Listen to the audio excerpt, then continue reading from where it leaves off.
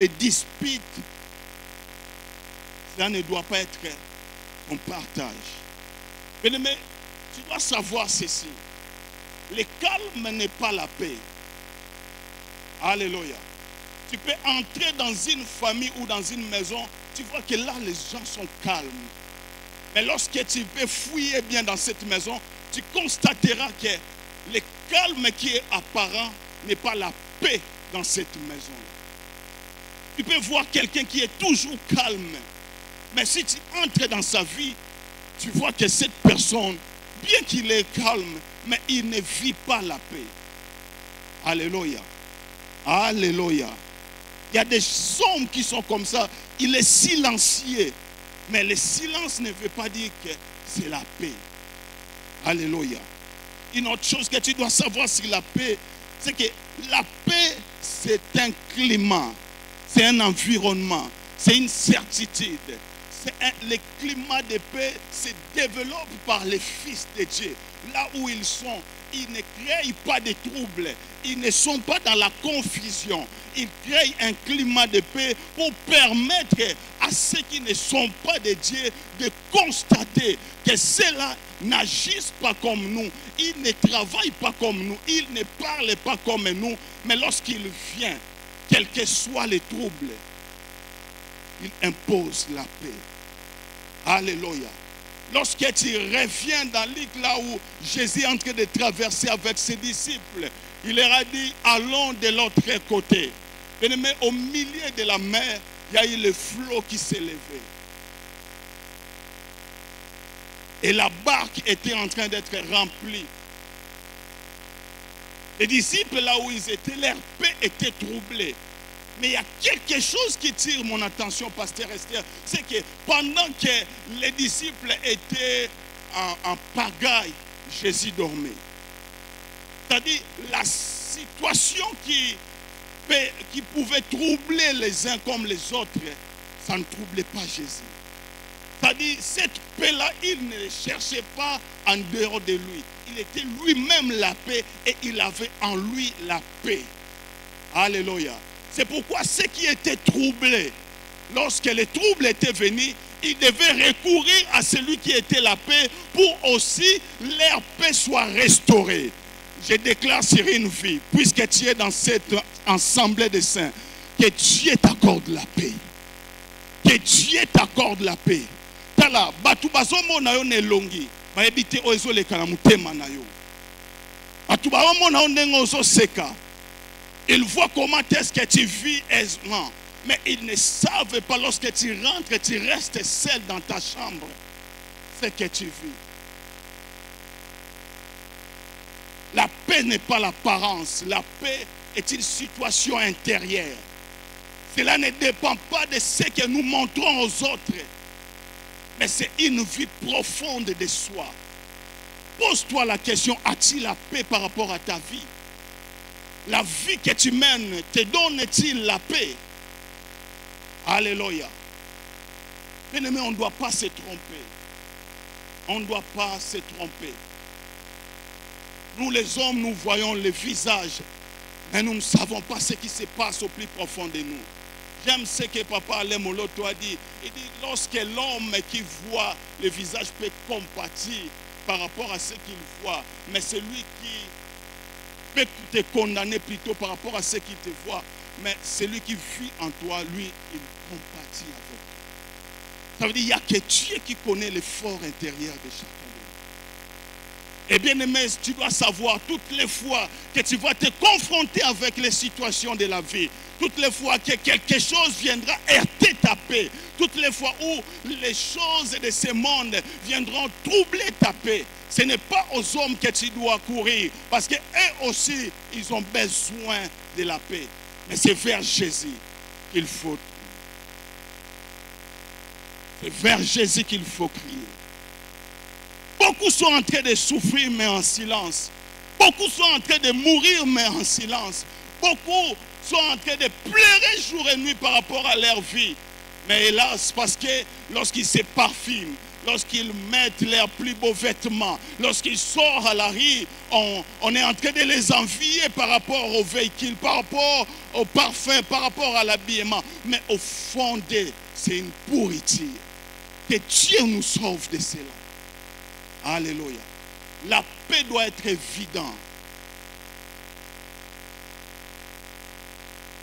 Heureux ceux qui procurent la paix, car ils seront appelés fils de Dieu. Ce monde a besoin de la paix. Ce monde a besoin de la paix. Ta famille a besoin de la paix. Cette église a besoin de la paix. La RDC a besoin de la paix. Mais c'est nous qui devons être les artisans de la paix au milieu du monde. Parce que c'est nous qui sommes la lumière du monde et le sel de la terre. Nous ne pouvons pas tâtonner, nous ne pouvons pas succomber comme c'est du monde. Non, nous devons vivre. Nous sommes un sacerdoce qui est royal. Nous sommes un peuple qui est sur une colline. Alléluia. Nous devons éclairer le reste. Alors tu ne peux que donner ce que tu as. Si tu n'as pas la paix, tu ne donneras pas la paix aux autres. Est-ce que quelqu'un me comprend ce soir? Alléluia. Alors, comment avoir la paix? Ou comment faire pour posséder la paix selon la Bible? Lorsque j'étais en train de composer ce message, il y a eu 5 choses qui nous permettent de posséder la paix. 5 choses que la Bible met en exergue qui te permet d'avoir la paix. La première des choses que tu dois savoir, la paix, comme je disais tantôt, ne se cherche pas et ne se trouve pas au monde. Mais la paix, pour en trouver, tourne-toi vers Dieu. Tourne-toi vers Dieu. Toutes les fois que tu auras besoin de la paix, toutes les fois que tu chercheras la paix, ça ne sera pas auprès des hommes que tu trouveras la paix. C'est un mensonge. Tourne-toi vers Dieu. C'est Dieu qui procure la paix. C'est Dieu qui est le prince de la paix. Il a dit, je vous donne la paix, pas comme le monde, mais je vous donne ma paix. Il faut que vous vous tourniez vers Dieu. Dans les moments les plus sombres de votre existence, ce ne sont pas les hommes qui viendront vous accorder la paix. C'est Dieu qui le fera. Alors tournez-vous vers Dieu. Tournez-vous vers Dieu. Regardez à Dieu. C'est lui qui donne la paix. C'est lui qui nous accorde la paix. La deuxième des choses, pour avoir la paix, nous ne devons pas rester embourbés dans des difficultés, mais nous devons aller en avant. Ça veut dire lorsqu'il y a quelque chose qui te retient ici, qui est en train de troubler ta paix, tu ne dois pas être focalisé, focus sur cette chose, mais tu dois avancer. Tu dois avancer. Tu ne dois pas te retarder sur ce qui te maintient en bas, mais tu dois avancer vers les choses qui te repoussent et qui te propulsent vers l'avant. Alléluia. Si tu es quelque part où tu vois que là où tu es, il y a toujours des querelles, il y a toujours des... Ne te mêle pas à ces gens-là. Sors du milieu d'eux et avance dans un chemin qui est éclairé. Alléluia. La paix. La troisième des choses, simplifiez-vous la vie et soyez généreux avec ceux qui vous entourent. Bien-aimé, la vie, parfois n'est pas facile. Lorsqu'on veut vivre la paix, la réelle paix, nous devons d'abord se simplifier la vie avec ceux qui nous entourent. Ça veut dire que nous devons être généreux envers eux. Nous ne devons pas être un sujet qui fait fâcher les gens. Il y a de certaines personnes, lorsque tu cites son nom, même si quelqu'un était dans la joie, il devient tout triste. Pourquoi? Parce que ton nom sonne mal aux oreilles des autres. Ton comportement fait en sorte que tu n'es pas un agent de paix, mais tu es un agent de paix. C'est-à-dire partout où toi tu entres, tu n'apportes pas la paix, mais tu portes l'épée. Alléluia. tu es tellement un agent de trouble que partout où tu passes, les gens commencent à se méfier de toi. Bien-aimés, nous ne devons pas être de ce nombre de personnes. Nous devons être, et c'est lorsqu'il entre quelque part, les gens sont errés. Pourquoi? Parce que non seulement il apporte la joie, mais aussi il est lui-même porteur ou porteuse de la paix. Que l'Éternel te fasse grâce au nom de Jésus. Si tu étais un sujet qui fait fâcher les autres, que l'Éternel te change ce soir. Que tu sois porteuse de la paix, que tu sois porteuse de bonnes nouvelles, que tu sois porteur de bonnes nouvelles et que tu sois porteur de la paix au nom de Jésus. Que tous ceux qui sont autour de toi témoignent du bien de toi. Alléluia. Bien-aimé, il y a d'autres personnes, la seule fois qu'on a témoigné du bien de ces hommes, c'était que là, lorsqu'ils étaient morts. Bien-aimé, il y a beaucoup de gens qui mentent devant les dépouilles. Pourquoi? Parce qu'il y a des hommes qui font tellement du mal et que lorsqu'ils sont partis, il y a d'autres personnes qui manquent même des témoignages à témoigner en leur faveur. On doit sobriquer, on doit fabriquer certaines choses pour donner l'essence à la manifestation. Or, ce n'est pas ça la réalité. Ce n'est pas ça la réalité. Il y a un quartier qui est soit dans il y a un quartier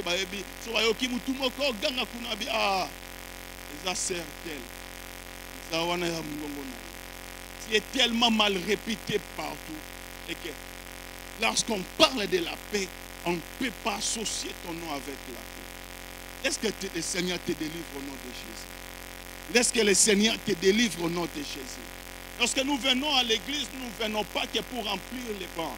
Lorsque nous venons à l'église, nous ne venons pas que pour écouter la parole et sortir. Mais lorsque nous venons à l'église, nous venons pour être transformés à l'image de ce que nous voyons. C'est-à-dire à la même image, nous devons être transformés. Si Jésus est porteur de la paix, nous devons aussi être porteurs de la paix partout où nous marchons. À Antioche, lorsqu'on a appelé les disciples, les chrétiens, ce n'était pas une bonne qualification. C'est parce que lorsqu'ils ont regardé leur manière de faire, ils ont dit, c'est là, ils parlent comme Christ, ils marchent comme Christ.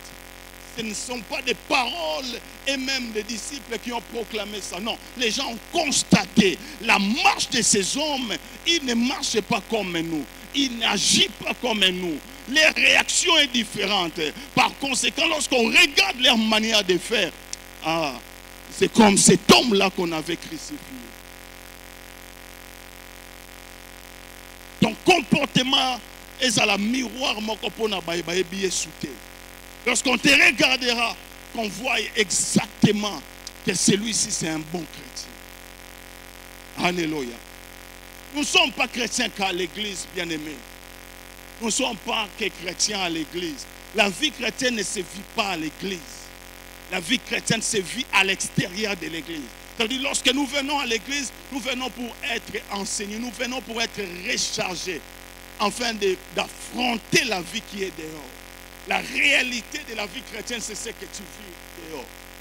Ce n'est pas le visage pâle que tu nous amènes ici à l'église, excusez-moi. Non. La vraie vie chrétienne, ta vraie toi, c'est ce que tu vis à l'extérieur.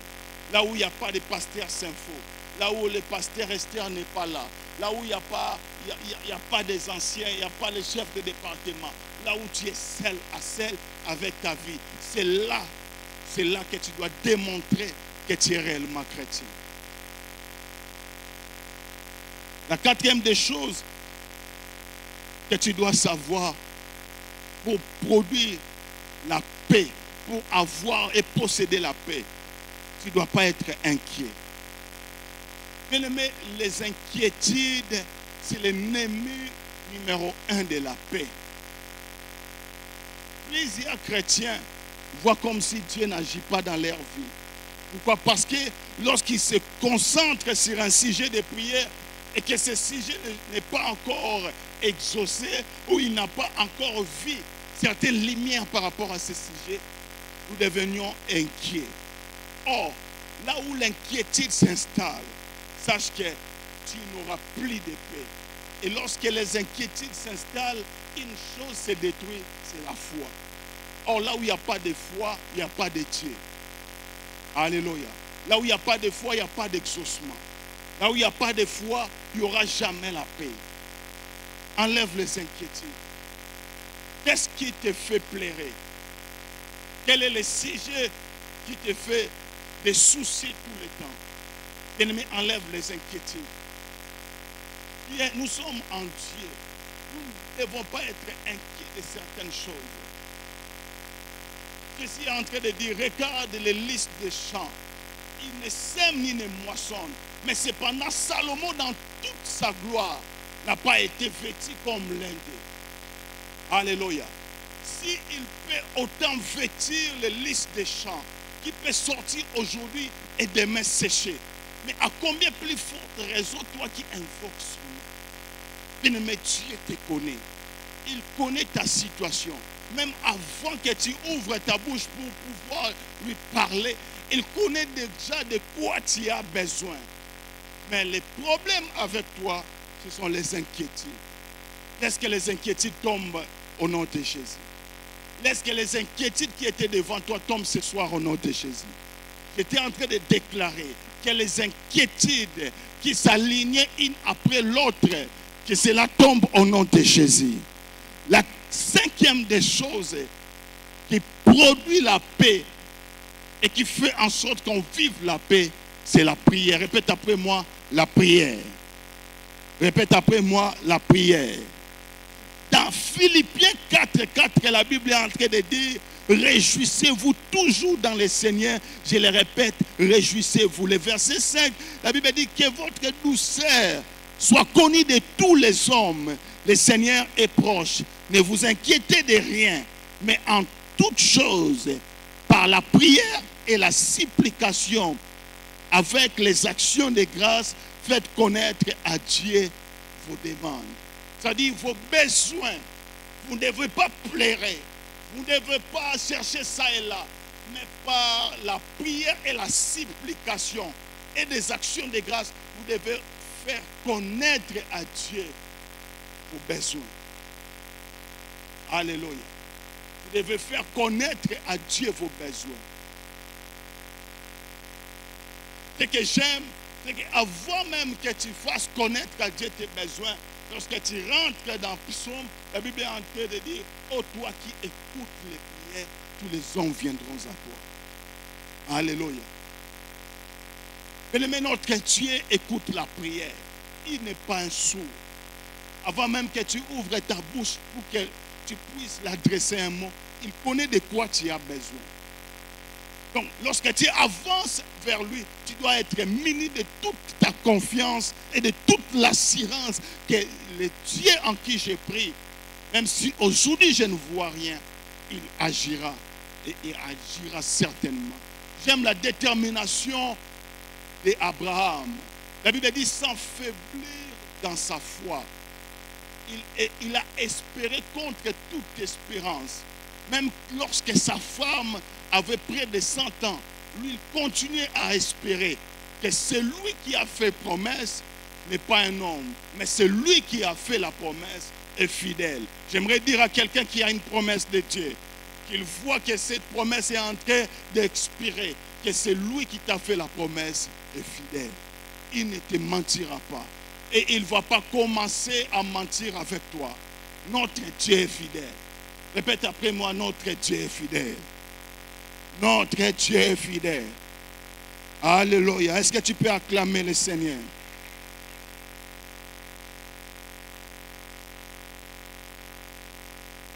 Alors, la dernière des choses pour que nous puissions prier, je vais écrire rapidement. C'est une catégorie quelques catégories de personnes qui troublent la paix. Alléluia. Il y a une catégorie de personnes qui seront là que pour te troubler la paix. Peu importe les degrés que tu vas atteindre, peu importe le niveau de ta paix, lorsque tu es en paix, lorsque tu vis la paix. La paix, c'est quoi? C'est lorsque tu n'avais absolument rien, mais tu regardes ton téléphone, tu vois que il y a quelque chose qui est entré, tu commences à sourire. Mais il y a des choses qui troublent la paix. Donc, le même montant qui est entré, tu verras qu'il y a soit une maladie, soit quelque chose qui vient voler la paix. C'est-à-dire une paix qui ne dure pas. Alléluia. Ah, ça, cela ne sera pas ton cas au nom de Jésus. Toi, tu ne rencontreras pas les voleurs de la paix au nom de Jésus. Alléluia. Ta paix sera évidente. Ta paix sera vie de tous. Alléluia. Alléluia. Est-ce que tu peux acclamer le Seigneur?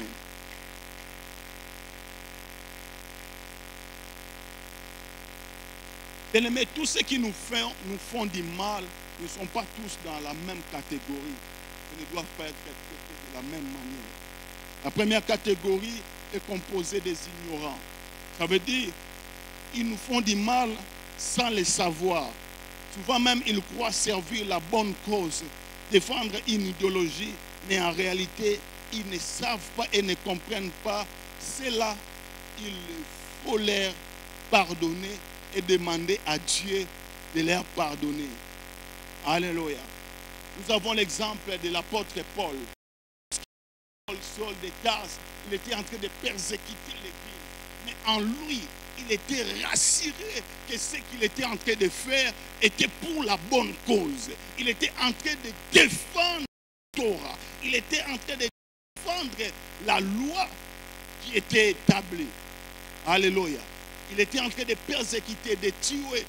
Il voyait que c'était la bonne chose. Nous avons certaines personnes comme ça, pasteur Esther, autour de nous. Il est en train de te faire du mal, mais il ne sait pas que ce qu'il est en train de faire, il est en train de te faire du mal. Ce genre de personnes, nous devons leur accorder notre pardon. Nous devons demander à Dieu de leur pardonner. Alléluia. La deuxième des catégories, elle est composée de ceux qui sont manipulés par des démons. C'est-à-dire, il y a d'autres personnes qui agissent sans le savoir. Mais il y a une autre catégorie qui sont manipulées par les démons. C'est-à-dire, certains agissent mal sous l'emprise d'un démon. C'est-à-dire, ses réactions n'est pas par rapport à son intelligence ou parce qu'il aime faire le mal, mais c'est parce qu'il est sous l'emprise d'un démon. Il y a certaines personnes comme ça. Chaque fois qu'il te parle mal, il te répond mal même au travail. Chaque fois que tu t'approches de cette personne, tu vois comme si c'est l'enfer qui descend sur toi. Il y a des personnes comme ça. Il est sous l'emprise d'un démon. Et ce genre de personnes, il faut prier pour lui. Il faut combattre contre ce démon qui est en train de tourmenter la vie de cette personne. Ne te dis pas que cette personne je dois répliquer lorsqu'il dira ainsi. Lorsqu'il fera ceci, moi aussi je dois. Ne prends pas des précautions qui sont charnelles. Tu dois comprendre ce qui agit derrière cet esprit. Parce que nous ne combattons pas contre la chair et le sang, mais nous combattons contre les principautés, les autorités et les princes de ce monde des ténèbres. Ça veut dire, tu dois combattre l'esprit qui est derrière cette personne. Chasser cette personne.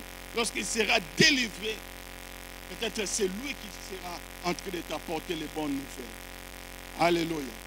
S'il y avait un démon derrière ta fille, derrière certains membres de ta famille qui étaient en train de troubler jour et nuit ta paix, que cela leur quitte au nom de Jésus.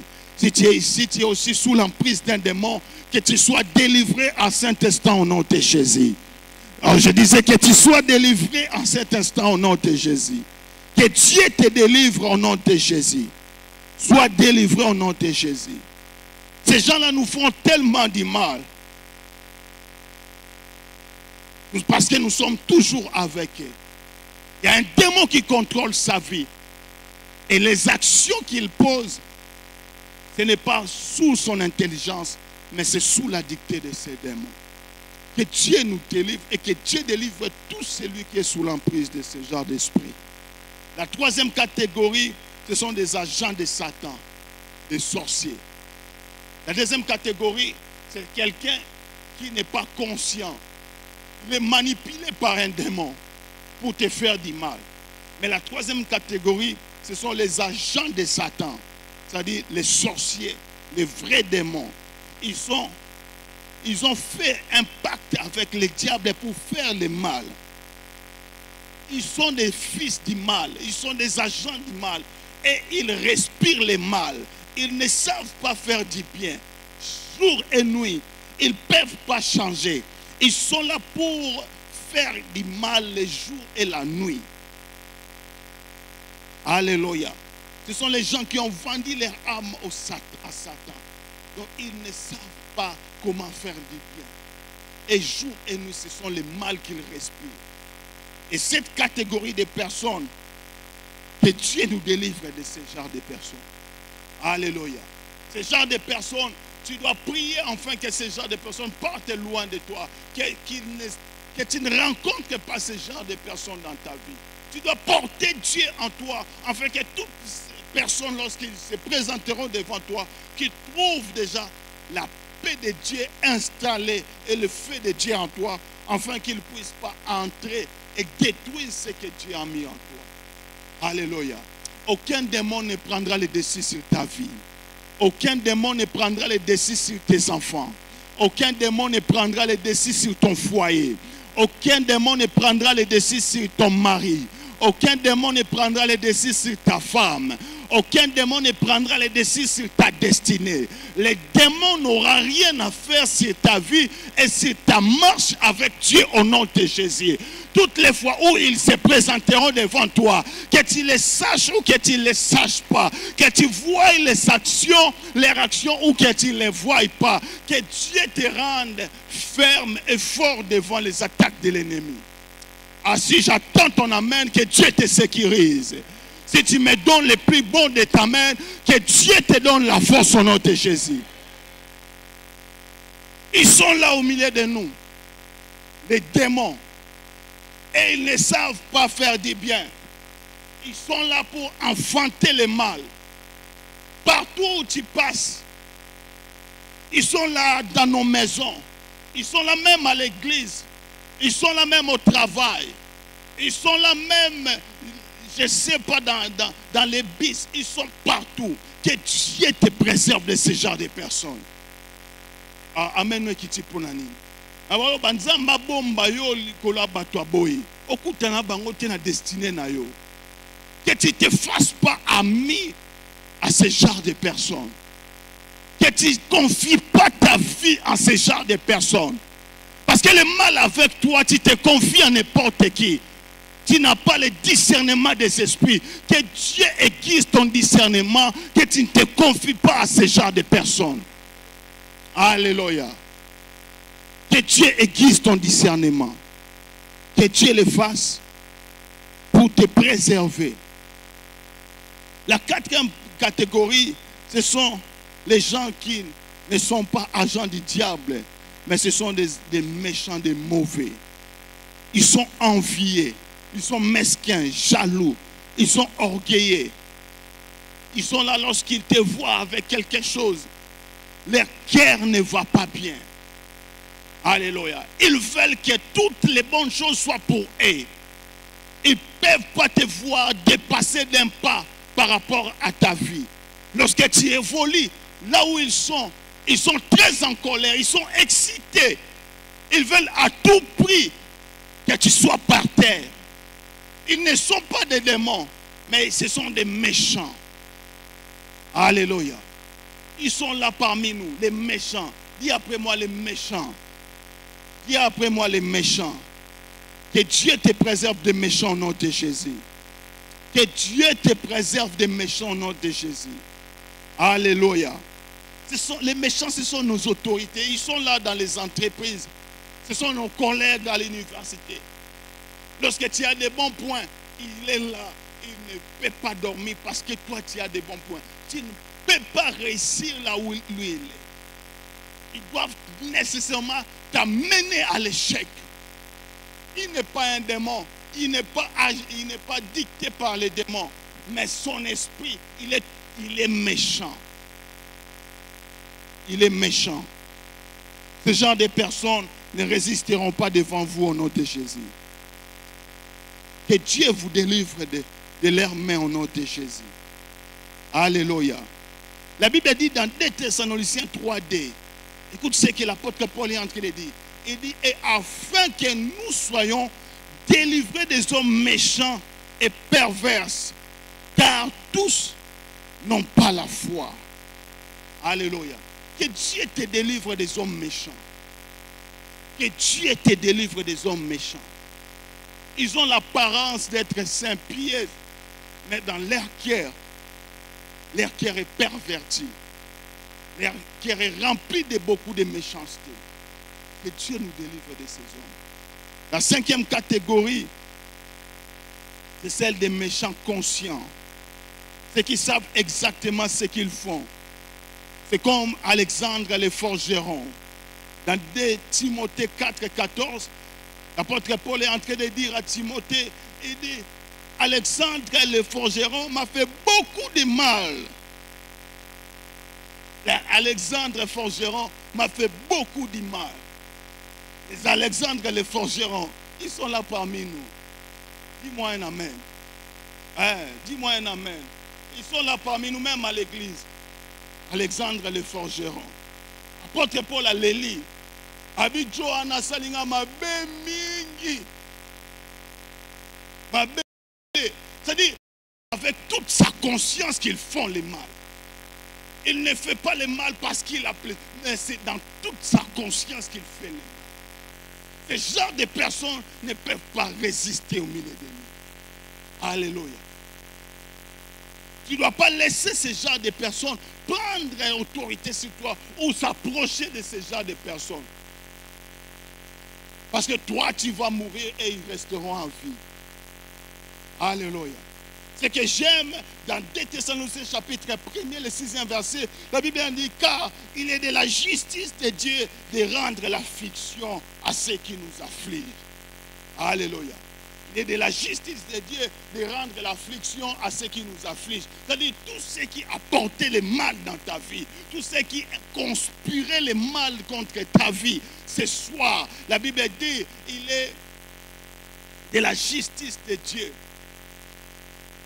De la justice de Dieu. De rendre l'affliction à ceux qui nous affligent. Lève-toi là où tu es, nous allons prier. Lève-toi là où tu es, nous allons prier. Que tu ne te retrouves pas parmi ceux qui font le mal.